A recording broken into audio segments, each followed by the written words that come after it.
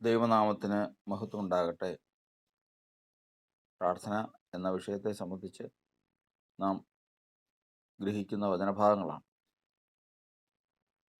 വചനം പറയുന്നത്, കഷ്ടകാലത്ത് നീ എന്നെ വിളിച്ചപേക്ഷിക്കുക, ഞാൻ നിന്നെ വിടുവിക്കുകയും നീ എന്നെ മഹത്വപ്പെടുത്തുകയും ചെയ്യും. മനുഷ്യന് കഷ്ടത വരുമ്പോൾ പ്രാർത്ഥിച്ചാൽ മതി, ദൈവം വിടുവിക്കും.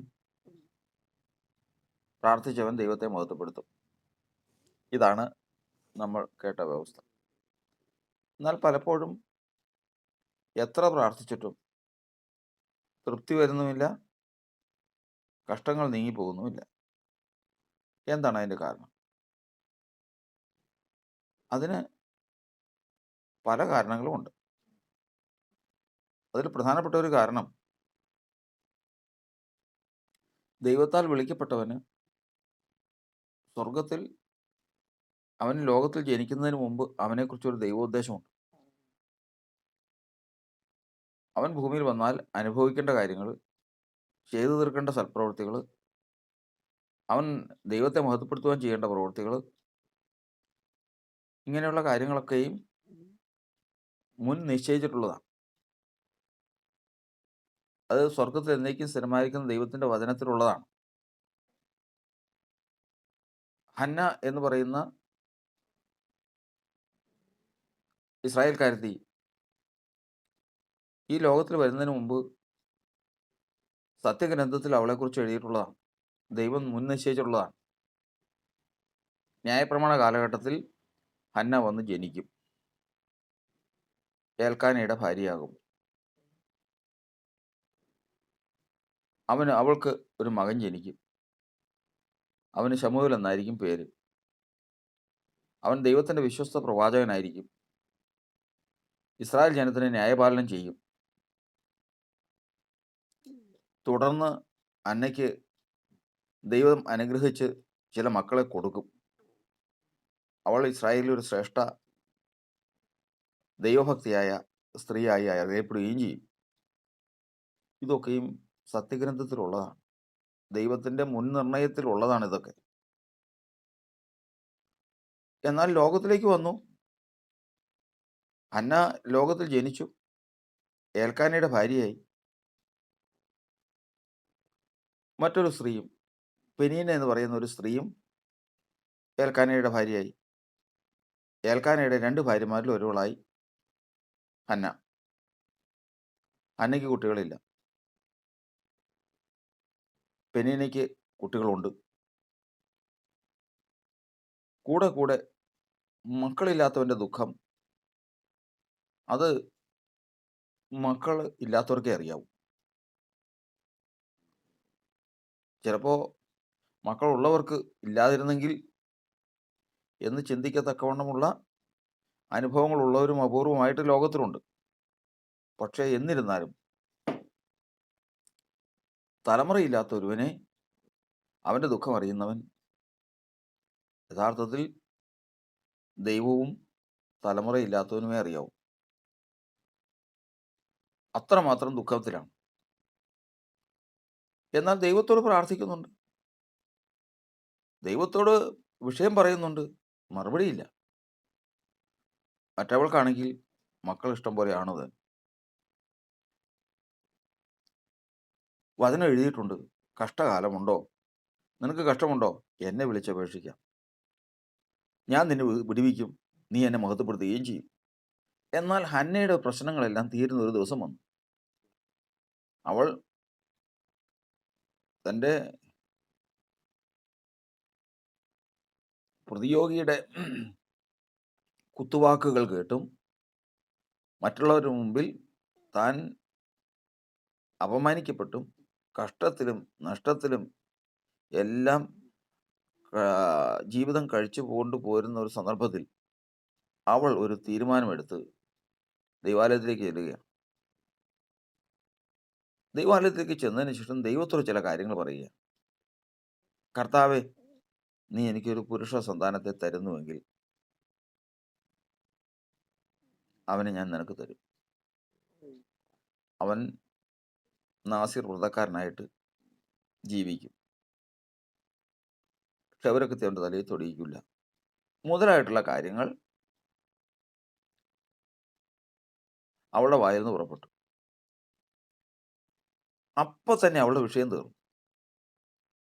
അതെന്താ അതിൻ്റെ കാരണം? അവിടെ നിന്ന് ഒരു കാര്യം നമ്മൾ മനസ്സിലാക്കുന്നത്, സത്യഗ്രന്ഥം എന്ന് പറയുന്ന ദൈവത്തിൻ്റെ മുൻനിർണയത്തിൽ എന്തെല്ലാം ഉണ്ടോ അതെല്ലാം എഴുതിയിരിക്കുന്ന ഒരു പുസ്തകമുണ്ട്. സത്യഗ്രന്ഥമെന്നാണ്. ആദിയോട് അന്തമുള്ളത് മുഴുവൻ അതിനകത്തുണ്ട്. അതിനകത്ത് എഴുതിയിരിക്കുന്നത് ഹന്നയ്ക്ക് ജനിക്കുന്ന ശിശു ദൈവത്തിനുള്ളതാണ്. അവൻ ആയുഷ്കാലം മുഴുവനും നാസീർ വ്രതക്കാരനായിരിക്കും. തലയിൽ ക്ഷൗരകത്തി തൊടിയിക്കുകയുമില്ല. ദൈവത്തിൻ്റെ ആലയത്തിൽ ആയിരിക്കും അവൻ വളരുന്നത്. മുതലായിട്ടുള്ളതെല്ലാം എഴുതിയിട്ടുണ്ട്. അപ്പോൾ സത്യഗ്രന്ഥത്തിലും ദൈവത്തിൻ്റെ മുൻനിർണയത്തിലും എഴുതിയിട്ടുള്ളത് അവളുടെ വായിൽ നിന്ന് സമർപ്പണമായി വന്നപ്പോൾ പ്രശ്നം തീർന്നു. ഇന്നും അനേകരുടെ ജീവിതത്തിൽ ദിനം പ്രതി അതിവേദനയിൽ മുമ്പോട്ട് പോകുമ്പോൾ ദൈവം ശ്രദ്ധിച്ചുകൊണ്ടിരിക്കുകയാണ്. പുറത്തേക്ക് വരാൻ, ഏത് ഇങ്ങോട്ട് പറഞ്ഞു വിടുന്നതിന് മുമ്പേ, ലോകത്തിലേക്ക് ജനിക്കുന്നതിന് മുമ്പ് ദൈവം നിശ്ചയിച്ചിട്ടുള്ള കാര്യങ്ങൾ അങ്ങനെ തന്നെ വായിൽ നിന്ന് പുറപ്പെട്ടു വരുന്നൊരു സമയമുണ്ട് സമർപ്പണമായിട്ട്. അന്ന് തീരും പ്രശ്നം. ഒരു കുഞ്ഞിനെ കിട്ടിക്കഴിഞ്ഞാൽ എങ്ങനെ ജീവിക്കണമെന്ന് എന്നേക്കറിയാം. ആ വഴിക്ക് പോകാൻ ദൈവം അനുവദിച്ചിട്ടില്ല. പുസ്തകത്തിലുള്ളത് പ്രകാരം ജീവിക്കുമെന്ന് പറ.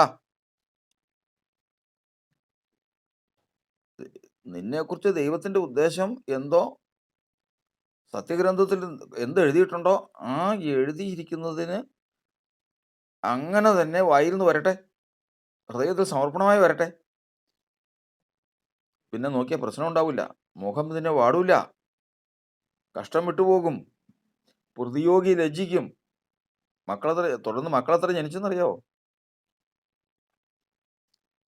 ഇങ്ങനെ ഒരു സമർപ്പണം വന്ന് കുഞ്ഞിനെ ആലയത്തിലേക്ക് കൊടുത്തതോടുകൂടി, ശമൂവേൽ പ്രവാചകൻ ദേവാലയത്തിൽ വളരാൻ തുടങ്ങിയതോടുകൂടി അന്നയ്ക്ക് മക്കളെത്രയായെന്നറിയാവോ?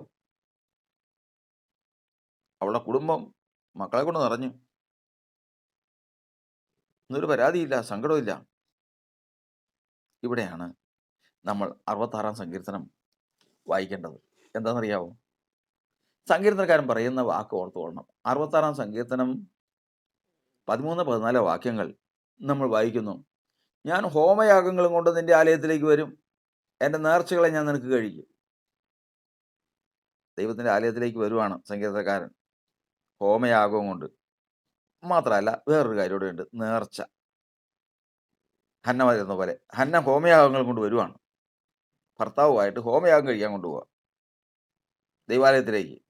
പക്ഷെ കൂടെ ഒരു കാര്യം കൂടെ ഉണ്ട്, നേർച്ച. അതേതാ നേർച്ച? ഒരു ബാലൻ. അവിടെയാണ് വചനം പറയുന്നത്, ഞാൻ ഹോമയാഗങ്ങൾ കൊണ്ട് നിന്റെ ആലയത്തിലേക്ക് വരും, എൻ്റെ നേർച്ചകളെ ഞാൻ നിനക്ക് കഴിക്കും. എങ്ങനെയാത്? ഞാൻ കഷ്ടത്തിലായിരുന്നപ്പോൾ അവയെ എൻ്റെ ആധരങ്ങളാൽ ഉച്ചരിച്ചു, എൻ്റെ വായാൽ നേർന്നു. കഷ്ടത്തിൽ ചെറിയ കഷ്ടമൊന്നും വന്നു കഴിഞ്ഞാൽ ഇത് പുറത്തേക്ക് വരില്ല. ഞെരുക്കണം, പിഴിയണം. ദൈവം എന്ത് ആ ജീവിതത്തെ കൊണ്ട് നിശ്ചയിച്ചിരിക്കുന്നുവോ അത് ആ വ്യക്തിയുടെ വായിൽ നിന്ന് പുറപ്പെട്ടു വരുവാൻ കഷ്ടത ചെറുതായിരുന്നാൽ സാധിക്കില്ല, നിന്ന ചെറുതായിരുന്നാൽ സാധിക്കില്ല. ദൈവം അനുവദിച്ചിരിക്കുന്നതാ. ഒടുവിൽ ഒരു നേർച്ച നേർന്നപ്പോൾ പ്രശ്നം തീർന്നു. അപ്പോൾ മനസ്സിലായി, ഇതായിരുന്നു എന്നെക്കുറിച്ചുള്ള ദൈവേഷ്ടം.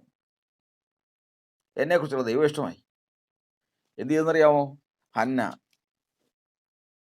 ഹോമയാഗങ്ങൾ കൊണ്ട് വരുന്നൊരു ഭാഗമാണ് അവിടെ 1-ാം അധ്യായത്തിൻ്റെ 23 മുതലുള്ള വാക്യങ്ങൾ. അവളുടെ ഭർത്താവായ ഏൽക്കാന അവളോട്, നിന്റെ ഇഷ്ടം പോലെ ആകട്ടെ, അവൻ്റെ മുലകൂടി മാറും വരെ താമസിക്കുക, യഹോവ തൻ്റെ വചനം നിവർത്തിക്കുമാറാകട്ടെ എന്ന് പറഞ്ഞു. ശമൂവേൽ ജനിച്ചു. മുലകൂടി മാറുന്നവരെയും വീട്ടിൽ വളർത്തിയതിന് ശേഷം കുഞ്ഞിനെ ആലയത്തിലേക്ക് കൊടുക്കാനുള്ള ഒരുക്കമാണ്. അവൾ വീട്ടിൽ താമസിച്ചു. മുലകൂടി മാറും വരെ ആ മകന് മുല കൊടുത്തു.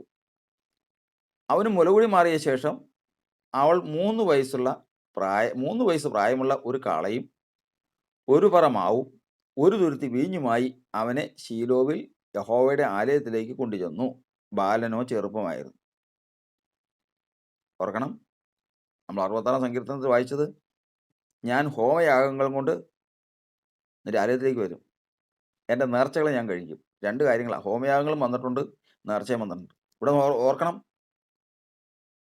അവന് മുലകൂടി മാറിയ ശേഷം അവൾ 3 വയസ്സുള്ള പ്രായമുള്ള ഒരു കാളയും ഹോമയാഗത്തിനാണ്, ഒരു പറ മാവും ഒരു തുരുത്തി വീഞ്ഞുമായി അവനെ ശീലോവിൽ യഹോവയുടെ ആലയത്തിലേക്ക് കൊണ്ടുവന്നു. ബാലനോ ചെറുപ്പമായിരുന്നു.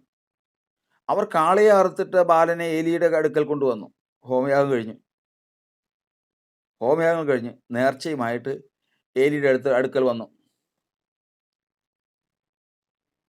ഏലിയോട് ഹന്ന പറയുകയാണ്, യജമാനനാണ് യഹോവയോട് പ്രാർത്ഥിച്ചുകൊണ്ട് ഇവിടെ സമീപത്ത് നിന്നിരുന്ന സ്ത്രീ ഞാനാകുന്നു. ഓർക്കണില്ലേ, മുമ്പ് ഞാൻ പ്രാർത്ഥിച്ചത്, ഞാൻ വീഞ്ഞു കുടിച്ചതായിരിക്കും എന്ന് വിചാരിച്ച് എന്നെ ശാസിച്ചതൊക്കെ ഓർക്കണില്ലേ? ആ സ്ത്രീയായിരുന്നു ഞാൻ. അന്നത്തെ ഞാൻ ആളാണ് ഞാൻ. ഈ ബാലനായിട്ട് ഞാൻ പ്രാർത്ഥിച്ചു. ഞാൻ യഹോവയോട് കഴിച്ച അപേക്ഷ യഹോവ എനിക്ക് നൽകിയിരിക്കുന്നു. ഞാൻ ഈ ബാലനായിട്ടാണ് പ്രാർത്ഥിച്ചത്. അവനെ ദൈവം എനിക്ക് തന്നു. കർത്താവിൻ്റെ അപേക്ഷ കേട്ടു. അതുകൊണ്ട് ഞാൻ അവനെ യഹോവയ്ക്ക് നിവേദിച്ചിരിക്കുന്നു. അവൻ ജീവപര്യന്തം യഹോവയ്ക്ക് നിവേദിതനായിരിക്കും. അവർ അവിടെ യഹോവയെ നമസ്കരിച്ചു. കർത്താവിന് സ്തോത്രം. എത്ര ഭയങ്കരം! ഇത് തന്നെയാണ് വേദപുസ്തകത്തിൽ എഴുതുന്നതിന് മുമ്പ് സ്വർഗത്തിൽ അവളെക്കുറിച്ച് എഴുതി വച്ചിരിക്കുന്നു. ഇത് കുറച്ച് നേരത്തെ പറഞ്ഞിരുന്നെങ്കിൽ, ഇത് കുറച്ച് നേരത്തെ സംഭവിച്ചിരുന്നെങ്കിൽ ഈ നിലവിളിയും കരച്ചിലും ഒഴിവാക്കാമായിരുന്നു. എന്നാൽ ദൈവത്തിൻ്റെ വചനം പറയുന്നത്, തക്ക സമയത്ത് പ്രവർത്തിക്കുന്ന ദൈവം ഇന്ന് ഈ ഞെരുക്കവും കഷ്ടവും അപമാനവും മുഖത്തെ വാട്ടവും അനുവദിച്ചിരിക്കുന്നതിൻ്റെ കാരണം, ഒരു ദിവസം ദൈവം മുൻ കണ്ടിട്ടുള്ളവനാണെങ്കിൽ സ്വന്തം വായ കൊണ്ട് കർത്താവിനോട് നേരും. സ്വന്തം വായ കൊണ്ട് നേർച്ചയുടെ ശബ്ദം കേൾക്കുമ്പോൾ എൻ്റെ വായാൽ നേർന്നു, എൻ്റെ അധരങ്ങളാൽ ഉച്ചരിച്ചു, വായാൽ നേർന്നു എന്നാണ്.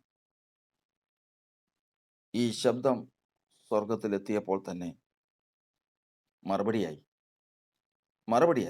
പിന്നെ മുഖവാട്ടമില്ല, പിന്നെ കഷ്ടമില്ല, അപമാനമില്ല, നിന്നയില്ല.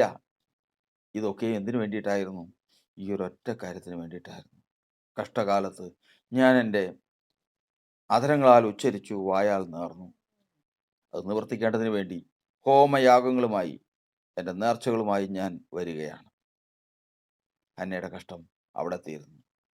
ഇന്ന് ദൈവം കണ്ടിട്ടുള്ളവൻ്റെ കഷ്ടം ഇന്നും നിലനിന്ന് നെടുവീർപ്പിനാലും അപമാനത്താലും മുഖവാട്ടത്താലും ജീവിതം കഴിച്ചു പോകുമ്പോൾ ഒരു കാര്യം ഓർത്തുകൊള്ളുക, എന്ന് ഹൃദയത്തിലൊരു തീരുമാനം വരും, എന്നൊരു സമർപ്പണം വരും, എന്ന് ദൈവപ്രകാരം ഒരു നേർച്ച വരും, ദൈവം നോക്കിക്കൊണ്ടിരിക്കുകയാണ്.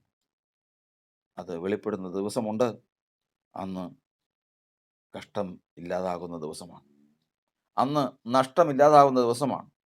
അപമാനം ഇല്ലാതാകുന്ന ദിവസമാണ്. ഹോമയാഗങ്ങളുമായി, ആ നേർച്ചയുമായി കർത്താവിൻ്റെ അടുക്കൽ ആലയത്തിൽ വരുന്നത് ദൈവം നോക്കിയിരിക്കുന്നു.